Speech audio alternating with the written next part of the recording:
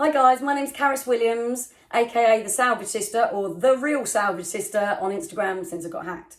I'm here today to tell you all about the metalwork that I do. I am one of ESAB's elite welding team, the ESAB Elite, and I'm a welder. I TIG, MIG and stick, and I also forge as well. So I just really love metalwork.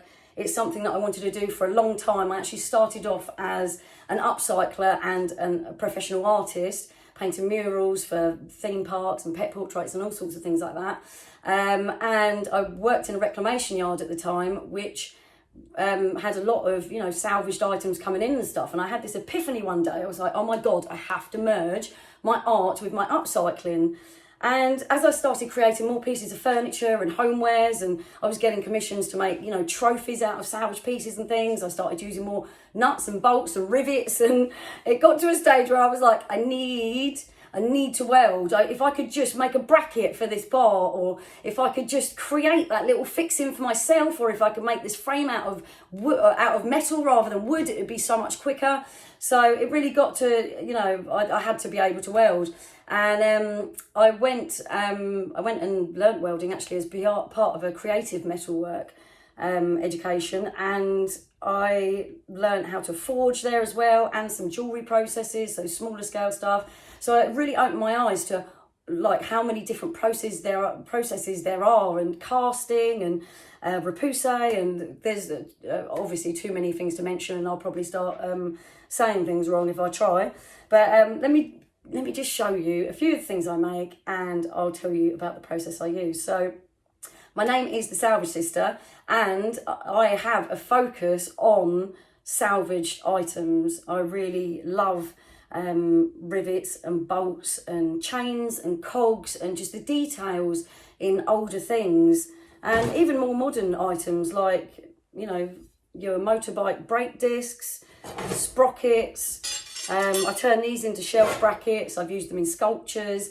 They're just so beautiful if once you actually clean off the muck, because normally when I find these, they are so covered in gunk, you can't really see what you're getting. Here's an example of that. Can you see the amount of grime on that? And that probably has been cleaned a bit, and then, you see that's not been cleaned, and then I think that's actually just muck from the workshop. Shh now.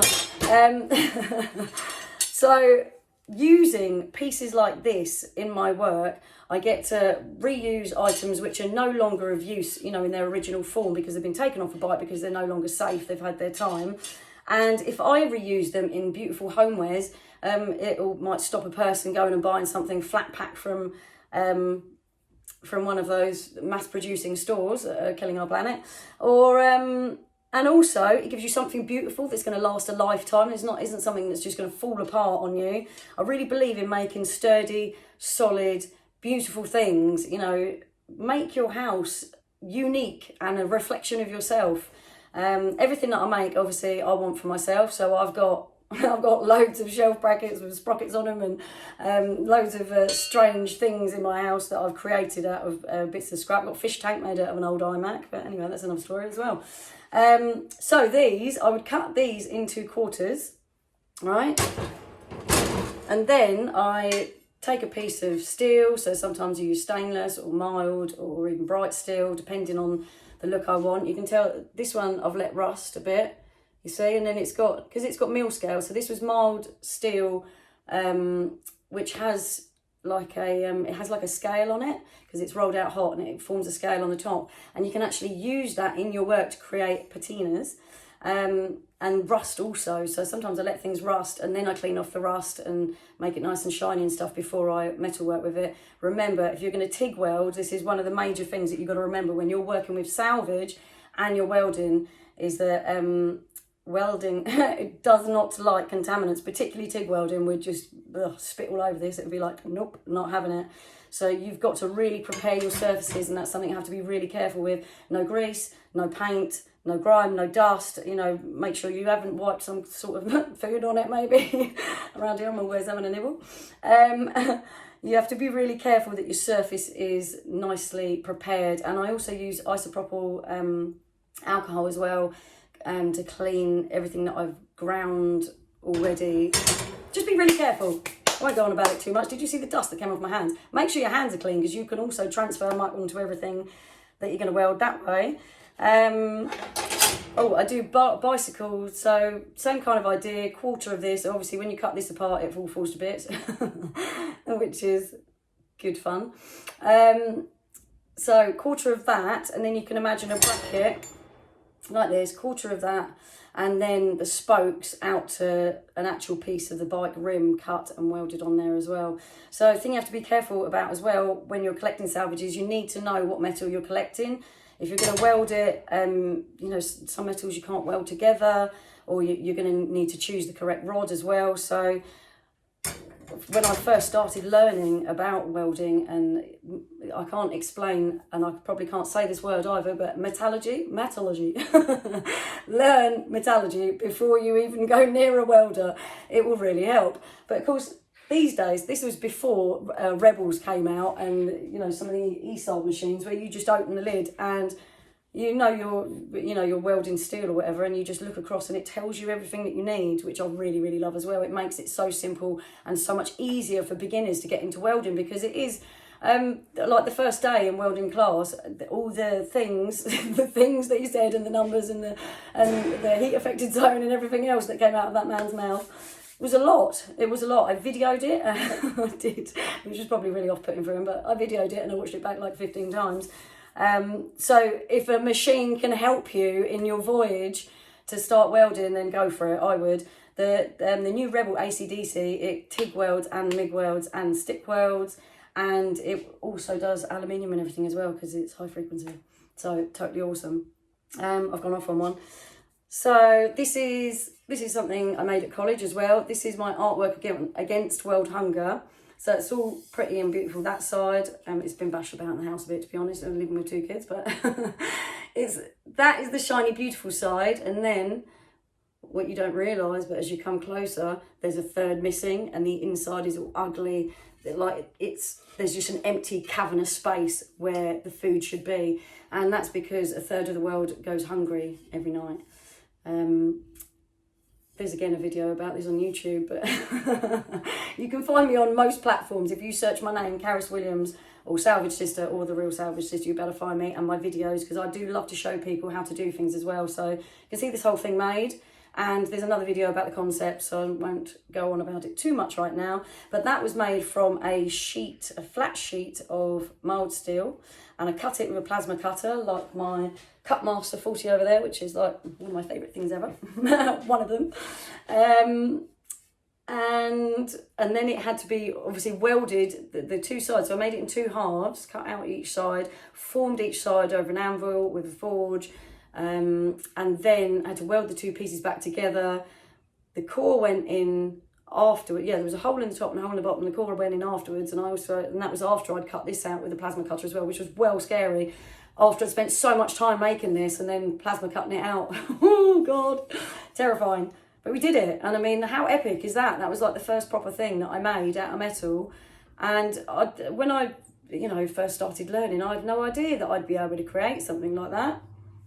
Awesome. You just got to take the first step. That's what I say.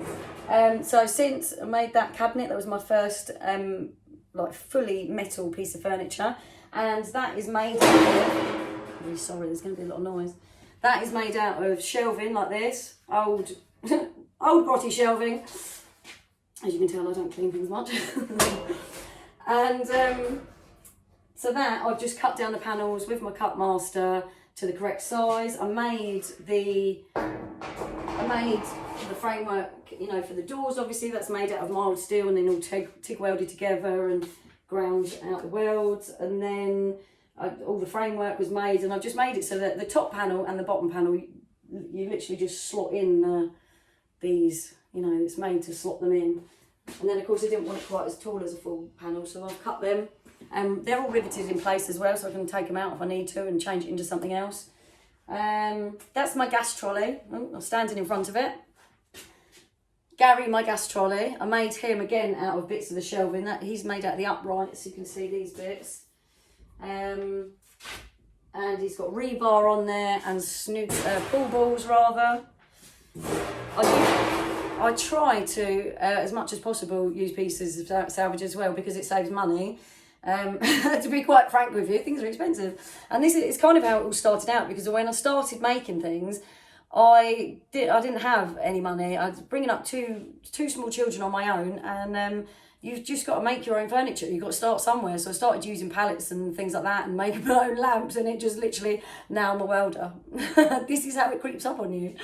So that's a piece of stainless steel off a fire door, and the fire door's just been chucked out, and no one's realised that actually it's got stainless steel attached to it. It's worth loads of money. So I'll be taking that, thank you very much. Always ask though, before you take anything. You can get all sorts of hardware, hinges, doorknobs, handles, and you know, there's no end to it. Just skip diving, also going around the scrap yards and the mechanics as well.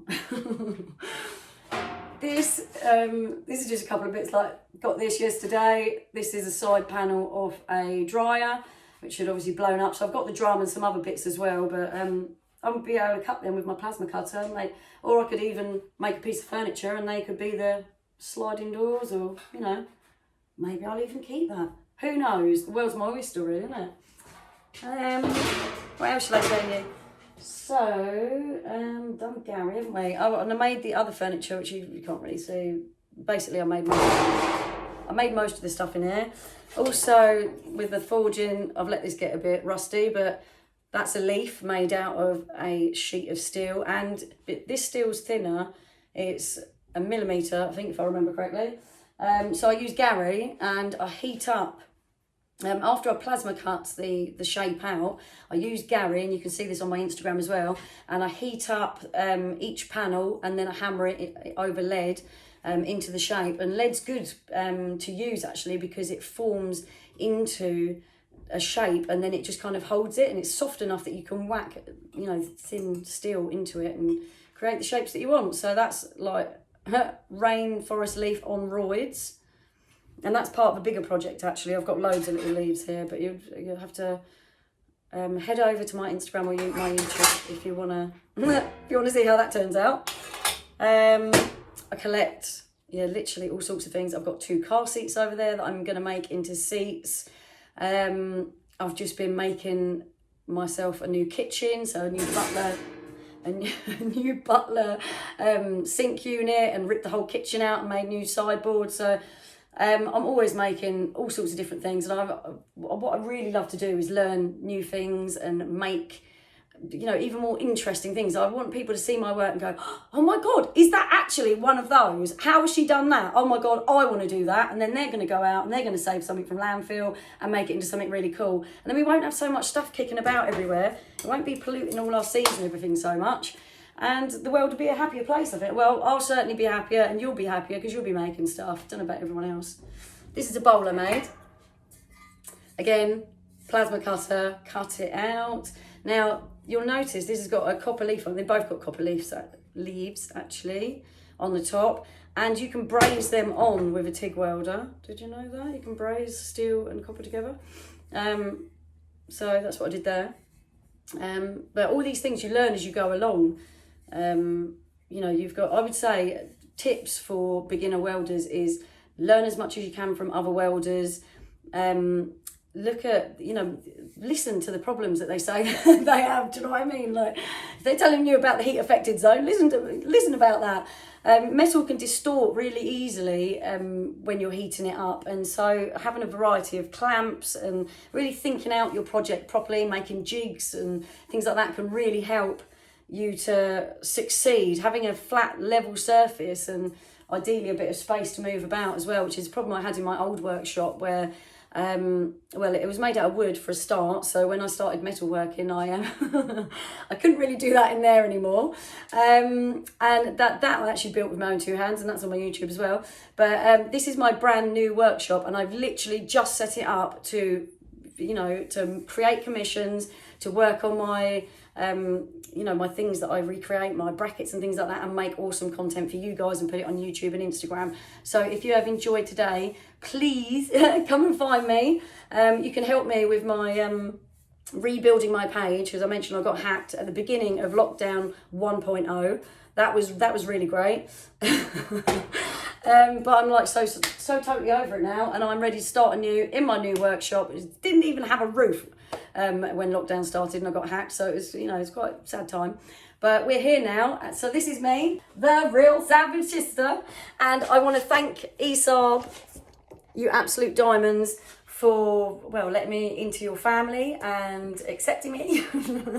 Thank you, and just all my wild ways, my strange outfits, and and all the crazy things I work on.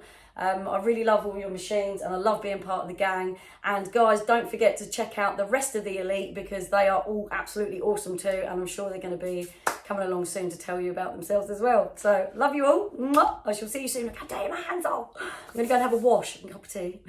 Bye.